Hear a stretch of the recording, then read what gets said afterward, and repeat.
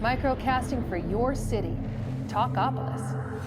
Bandwidth for today's show is brought to you by SoftLayer.com. We love SoftLayer here at Talkapolis. They are the greatest hosting company ever. They make everything easy. Check out their website at SoftLayer.com. Thanks again for sponsoring the show. Also by Nashville Violins, the string player's #1 choice for their string instrument needs. Nashville Violins offers everything from lessons to repairs. Make sure you check them out at NashvilleViolin.com.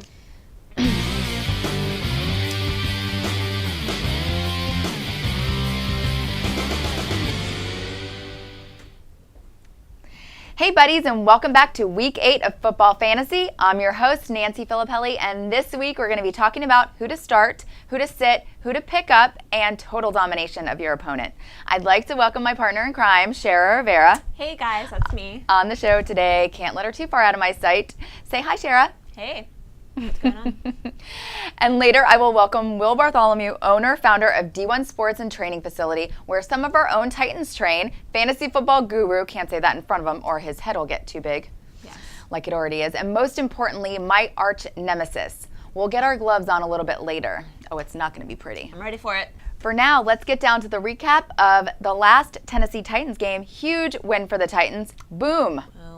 Right off the bat, Chris Johnson opened with a 16-yard touchdown for his first score of the season, and then blew up the next time he touched the ball with an 83-yard touchdown. And I don't think he's had a bad game against the Bills, like ever. Yeah, I don't Bills. think so either. Boy, I love losing Super Bowls. You know I love to say that. Hasselbeck is back and sealed the deal by hitting Nate Washington with a 15-yard touchdown pass on 4th down with 1:03 remaining. Great game, guys. We were proud of our boys. Which brings me to the sit-'em and start-'em situations. Chris Johnson and Nate Washington. Start-'em against the worst defense in the league, the Indianapolis Colts. But on the same token, start Andrew Luck against the equally as bad Tennessee Titans defense. Sorry, boys, but you gave up some points that game. It was close, 35-34. Yeah, some point. Larod Stevens howling. The Arizona Cardinals have easily had the worst luck in the NFL keeping their running backs healthy. He's their only back on 2 feet and should get all the attention. Lance Moore, wide receiver for the Saints, start him. Drew Brees likes to spread the wealth around when it comes to his receivers. Moore has had his second game of over 120 yards receiving last week. Start him, start him, start him. Miami Dolphins defense. The most underrated defense in the NFL belongs to the team that resides in my hometown, South Florida. The Dolphins have been a solid defense against the run all year. Defensive tackle Randy Starks is having a Pro Bowl season. Start them, pick them up if they're free agents. Don't make me say I told you so next week, which is what I'm going to say all week. All week this week too. They will have a better fantasy day than the Bears. You heard it here. Those are my must starts, and we will have our guest, Will Bartholomew, on the show a little bit later to get his opinions on who to start, who to sit, and who to pick up. Today's show is brought to you by locally owned and operated Highland Rim Speedway. Highland Rim Speedway is celebrating its 50th anniversary this year with great short-track, door-to-door stock car racing in a safe, family-friendly atmosphere. Visit their website at highlandrim.com. Moving on to injury reports. Running back Ahmad Bradshaw, New York Giants. Bradshaw is expected to start despite missing Wednesday's practice. He's averaging an impressive 82 yards per game and 4 total TDs. Dallas's run defense is ranked 15th, allowing 105 yards per game. So this could be more than... He could be even more banged up. Yeah, more. The defensive line is way banged They're up. in trouble. Bradshaw is projected to put up 15 fantasy points on NFL.com, but I expect more. They are playing the Cowboys, and this is a huge rivalry, and Bradshaw will want in on the action. So pick up Wilson if you're not as confident as I am in Bradshaw, but I think he's going to blow up. Running back DeMarco Murray, Dallas.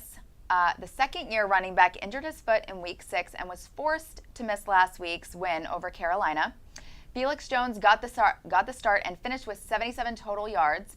Running back Trent Richardson, Cleveland, the Rookie of the Year candidate, was one of the busts pretty much Week 7. We didn't see too much out of him. He finished with just 8 yards and 8 carries against the Colts defense and was forced to leave the game with a rib injury. Oh.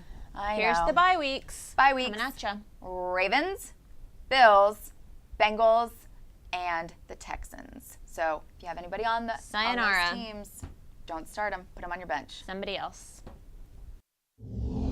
Microcasting for your city. Talkapolis. Hey buddies, and welcome back. I have my special guest on the show with me today, Will Bartholomew. Say hi. Hi. The fantasy football expert. Now, nobody tell him how I introduced him earlier as a guru. But guru of what, really? Training. Yes, he is the founder and owner of D1 Sports and Training, the facility in Cool Springs. Can you tell everybody about that? Yeah, we started the company. I started the company 11 years ago to train athletes, and it just so happened the first year I started the company, we had 16 guys training for the NFL draft, and so been blessed to work with guys like Tim Tebow and Peyton Manning and Phillip Rivers, a lot of the guys we'll talk about in fantasy football. I get to train them, so I get a little bit of the inside tips. Of course you do. A few tips. It's helped me win the league once. Once out of how many years? It's kind of bad, but 7. 1 out of 7. One but out of I'll take it. 7. I made playoffs plenty of time. All right, Yeah. me too. Anyway, so what made you start D1? Really changed people's lives. I mean, the whole concept was basically to have high school kids, middle school kids, guys that are trying to play like a Division I school, work out and train. And what happened, I didn't start the business to train a lot of professional athletes, and just so happened a lot of guys, they love the way we train. They love the aggressive attitude and that we get after it. And, so every year everybody comes back, and it's been fun to work with them. And you've played football. You played at UT. Yeah, I was a fullback, so Yeah. I got to qualify. It is playing, but I blocked, a lot. Still, you were picked up by the Broncos. That's Yeah, a pretty big deal. I was a free agent signee with the Broncos. Blew out my knee, didn't have the career I wanted to have, but was blessed to be able to play in the Senior Bowl and go to the NFL Combine and sign with the team and go through camp and all the fun things that come along with being an NFL football player. Well, I think that probably gives the people who train at your facility more of like confidence to that you're that you're ahead of it. You're training that you were. Yeah. You played at UT and. It definitely gives you a leg up because guys can look at you and I can look at them and say, hey, listen, I've been there. Right. I've run the 40 at the Combine. I've had to play through injuries, and so you're able to educate them. I was on the phone with a player last night, and we were going through his nutritional needs right now mid-season. And what's great is I'm able to say, for me, when I played, mid-season, this is kind of the way I felt. Is this the way you're feeling? And so I'm able to relate to the players a lot better. Well, I am a member at D1. I go there and I work out, and I love it, even though the trainers are I'm pretty sure they're trying to kill me. That I've said that before. I almost filed a couple. Your 40-yard dash is pretty. It's impressive. Every getting time. there. Yeah, it's getting there. Yeah. Okay, so Will and I, we don't play anymore, but Why don't you tell everybody why we don't play anymore? Well, first of all, because the commissioner is a lying, cheating weasel. William, your cousin. How does he still run the league after all these years? It's the exact last thing you said. He's my cousin. Right, that's If true. anybody does anything with family, they understand. So tell us a little bit about being the commissioner and how we know William cheats. We know because we've been there, but a couple things to look out for of the, how you know that your commissioner's cheating. Well, number one, if they set up the rules where only the commissioner has to approve the trades, right, it's completely bogus. Exactly. So Williams approved some obviously favorable trades on his behalf. Like last year, I tried to trade, I can't remember, I think it was Peyton Manning, because obviously he was injured. Peyton Manning for somebody, just a backup running back, and he wouldn't approve it. It's like, just mainly because he was mad at me at something else, and so, you definitely want a commissioner who at least you have a double check on trades. Maybe Right. not, Well, the year that I played a few years with them, but the year that I distinctly remember him being a complete weasel cheater was we had 6 teams that made the playoffs. Right. Remember, like right off the bat. But he would change the rules, you know, as the season went along. And then he was around 7th or 8th place. And all of a sudden, like come playoff time, yeah, you know, the top 8 teams make the playoffs, and we're like, what? What are you talking about? Oh, there are only 6 teams that make the playoffs. Yeah, you got to be careful with the commissioner. You know, the difference between now and even 5 or 6 years ago, right? I mean, the rules. Most of the websites that you go through, you know, NFL, CBS, any of them, they have kind of the standard rules now, which is nice. It's a lot better. Yeah, but the commissioner gets to go in Yeah, like you definitely get to set them. after Monday night, or like normally in leagues where the commissioner will set it up where all the teams can pick up a player Tuesday morning, like after all the games. Right. William goes in and he'll pick them up like Monday. Yeah. Before anybody has a chance to pick them up. We did mandate that the free agency law is that the last team for that coming week, they actually get first free agency pick. Oh, really? Right. Yeah. And so it's been a lot better. Couple things, you know, if you're out there and you're setting up your own league, you know, when I'm playing in the league that I like is the one thing we changed was we added a weekly winner. So like our weekly winner gets $50. Really? Yeah. So I mean, you can just by winning games during the season, you can win all your money back and then go to the playoffs and try to win more money. Oh, I like that. Yeah, it's a lot of fun. It makes a little bit more. You know, we used to do it rolling when you were playing. Only the winner of the Super Bowl won all the money, right? And no, the winner of the season got some money. The season, and then the winner of the. Yeah, and so now we even made it even more. So every week you can win a little bit of cash. Okay, this is what we want to know because we're in an office league, and we still haven't decided on our prize, what we're gonna have. What do you guys have? You have money, you have cash, and bragging rights huge. But how much? It went up this year, didn't it? Yeah, so we have 10 people. It's $300 to get in. Ballers. Yeah, it's $300, and so it's nice because there's, you know, every week there's $50 that's given out. I can't remember, and then they take basically whatever money's left over, and it's 60-40. 60% goes to Super Bowl winner, 40% for the season winner. What's and your record? What's William's record? I got 2 wins. I'm not doing too well this year. Did you have a couple bye weeks too? Why do you only have 2 wins? Well, here's the deal. I picked up a sleeper pick in RG3, right? That's so huge. I got RG3. But every week I start him, he messes up my team chemistry. I think he's like Cam Newton. He like messes up the team chemistry. None of my other players play well. But when I start Phillip Rivers, I win. Weird. So like this week, I'm making the conscious decision. I'm starting Phillip Rivers. All right. He's playing Cleveland. We're going to put up some points. Who's RG3 playing? Pittsburgh. So, and their defense is tough. Is pretty solid. Pretty solid defense. Okay, before we get to the Twitter questions, some people tweeted in and they want to ask you some stuff. But I have one more question about D1. Who are some of the athletes that are partners with you? Don't you tell us where they are and who? Tell us all about that. Yeah, so I have 18 locations nationally. Wow. We have my first partner was Peyton Manning, which was obviously a great partner. But we're in business with Phillip Rivers, Tim Tebow, AJ Hawk for the Packers. Okay.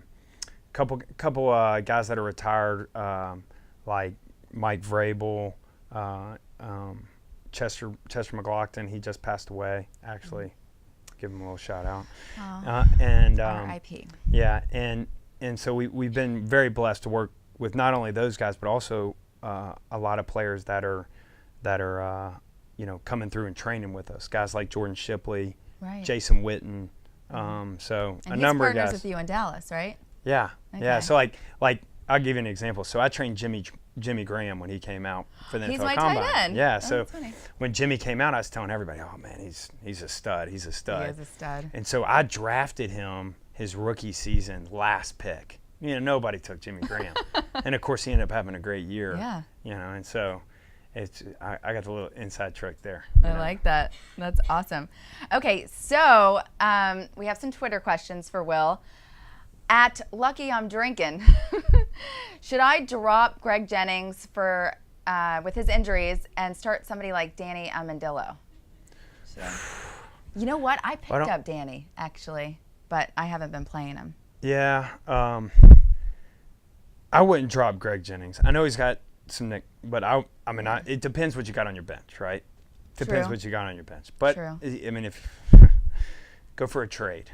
Right, a trade. Okay. Yeah.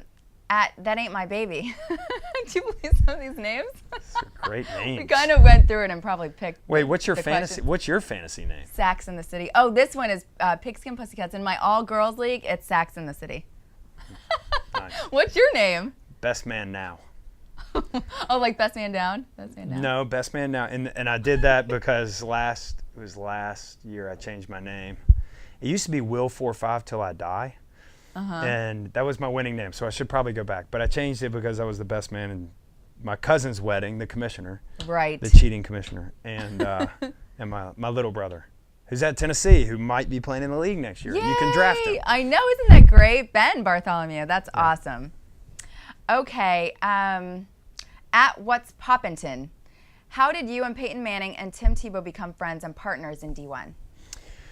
Well, Peyton, I played fullback at Tennessee, and so Peyton obviously was the quarterback there when I was there, Right. and so we became longtime friends from that. And then Tim actually flew around to a number of different locations and was trying to decide where he was going to train. Flew to Nashville. Just so happened it was a day it snowed. And, Yeah. you know, like when get snow like what, twice a year maybe. Yeah. And the day he comes, it snows, and he gets out, and the first thing he says is, "Man, I love the snow." And I was like, really, Florida boy loving the snow. So it was true honor. He picked us to come train mainly because Tim's the type of guy who likes to get after it. You know, he likes to train hard, and so that's the way we are. He didn't want to go get pampered because we're not going to pamper him. All right, and then thicker than a Snicker. Should I start Chris Johnson or Jamal Charles? I like Chris Johnson. Do? Yeah. All right. You know, I think he's coming back. I mean, Well, he did. He it had seems like he's hitting the holes harder. That's just my a huge run. gut last. feeling. Yeah, he's had a couple good back-to-back games. So Yeah, he did. Well, that was his first score last week. Can you believe that? was it really? Yeah. I mean, I don't have him, so I don't know all his stats. know. But really? Yeah. Huh. This is for his first touchdown. Yeah, I good couldn't for believe him. it either. Good for him. Okay, burning below zero. I want to trade Peyton Manning and Reggie Bush for a better running back and a decent quarterback. Good idea. What do you recommend at quarterback? Yeah, Reggie Bush, it seems like to me, towards middle of the season, he always has a little knick-knack injuries, so I see him tapering off a little bit, so I like that. I'm not sure if I'd get rid of Peyton right now because I feel like Peyton's on the upswing. Yeah. I mean, he's kind of figuring out his receivers, and it seems like he's throwing up more points every game. But I mean, I wouldn't get rid of Peyton Manning. I wouldn't get rid of Peyton Manning either. I understand maybe trading Reggie Bush. Reggie Bush is going to blow up this week. Yeah, I mean, he might, but I'm just saying he's consistent every year. He always, mid-season, it seems like he's got a little. The Dolphins are playing the Jets. Yeah. You know how excited I am about that. That's going to be a good one. It's going to be a great game. Okay, Nick DeMeo, need to choose a quarterback. Matt Ryan versus Philly or Ben Roethlisberger versus Washington. What do you think? Matt Ryan versus Philly is what I would go with. You would? Yeah. Matt Ryan's, yeah. And Matty Ice, you can't go against them. Philly's, man, I think they're 3-3 right now. They got some turmoil going on, I just see them maybe potentially laying down. And Atlanta's so good, they're going to run the ball, so the passing lanes are going to be open because they're going to run the rock. Well, they're the only undefeated team. Yeah. Man, they're good. That's How do you go against crazy. Matty Ice? I know. So, what way do you call him Matty Ice? There you go. Because anybody he plays against gets iced? Yeah. Pretty much. Okay, so what I want to know is, we talked about stardoms earlier in the show. Who do you think should sit on your bench this week, like major players? And do you know any, maybe say like some free agents who people should be picking up that blew up this past week that might not be on people's rosters? If you're looking for Well, let me say this. First question, big players to potentially bench. Right. I told you my big one. Right, that's huge. RG3, the best quarterback in fantasy football this year. Mm-hmm. I am benching him this week against Pittsburgh to start Phillip Rivers. Now, don't blame you. but Phillip's playing Cleveland, so. Right, that makes sense to All me. right. So as far as, players to pick up, free agent, fan favorite, Tim Tebow. I think if you got an extra slot, you want to, maybe you're carrying 2 kickers right now. Maybe you got, too many defenses. You could drop and put Tim on your board. I think if you look what happened last year, this time last year is when he got in with Denver. You're right. And really took over and started scoring a lot of touchdowns. Their running game works. I started Sean Green 2 weeks ago. I did too. Oh man. Blew Yeah, up. and so their running game, their offensive line, they're gonna go to the run. They got to win ball games. Rex Ryan knows he's got to win ball games, so he's gonna. I think he's gonna do what he's got to do to win, which is run the ball. Right. Which Tim Tebow time. Right. Yeah. So. That's a great call, and especially because not a lot of people probably have them on the roster right now. Yeah, I'm sure he's a So- free agent, and I don't know how many leagues, but I'm sure a lot of lot. leagues. I mean, it's got to be like 90% of leagues. But Yeah. I think if you get him, hold on to him for a week or two. Obviously, don't start him this week, but Right. Week or two, see what happens. Might work out for you. Well, thanks for being on the show today, Will. Yeah, Always thanks a for having pleasure me. to see you. It's fun. All right. I love fantasy football. Check out D1 too. Yeah. All right. From the family grocery hauler to fire-breathing racing engines, the one name you need to know is USA Motor and Machine, located at 51 Cleveland Avenue in Nashville, Tennessee. Give them a call at 615-726-3725 or visit them online at www.usamotorandmachine.com. Leaderboards, Josh Freeman, quarterback Buccaneers. I knew Freeman would have a big day, and he did. For those smart enough to start him and grab him, he blew up. Yeah, he did. Man. The Saints gave up a ridiculous 420 yards passing and 3 touchdowns to Freeman, which gave him the number 2 quarterback ranking for Week 7 in fantasy football. Drew Brees, with 377 yards and 4 touchdowns, was number 1. Ryan Fitzpatrick, quarterback for the Buffalo Bills. The quarterback threw just 225 yards, but managed to toss in 3 touchdowns against the Titans D. Chris Johnson, running back for the Titans. CJ ran for 195 yards and 2 touchdowns and looked like the Pro Bowler that we know that he has been 3 times. Larod Stevens-Howling, running back for the Cardinals, 104 yards and a touchdown, left LSH to finish the week ranked at number 3 and has probably been scooped up in many leagues, this time waiver wire. I know I have. Fred Jackson and CJ Spiller, running back for the Bills. I hated to call this last week, but I did, and I knew we'd see some big numbers from these guys playing against the Tennessee Titans. Jackson finished with 71 yards and a rushing touchdown, while Spiller racked up 70 yards rushing on Sunday. Jackson was ranked number 2 fantasy running back, while Spiller was ranked number 11 on NFL.com. And it's kind of rare to see 2 running backs on the same team finish in this list, but that's what happened when they played the Titans defense. Vincent Jackson, wide receiver for the Buccaneers. I told you last week to start everyone against the Jaguars, and all of you owe me some high fives. Jackson finished with 7 catches and 216 yards and a touchdown on Sunday and ranked number 1 at wide receiver for Week 7. When your quarterback throws for 400-plus yards, you can bet your wide receiver is having himself a good fantasy day. Randall Cobb, wide receiver for the Packers. Cobb balled once again with Greg Jennings out as he hauled in 8 passes for 80 yards and 2 touchdowns. 89 yards. He's a baller like that. I know. Dustin Keller, tight end for the Jets, who I don't like. But anyway, he finished Week 7 as the number 2 ranked tight end in fantasy football. His 7 catches for 93 yards and a touchdown was good enough for 22 points in most NFL.com scoring formats.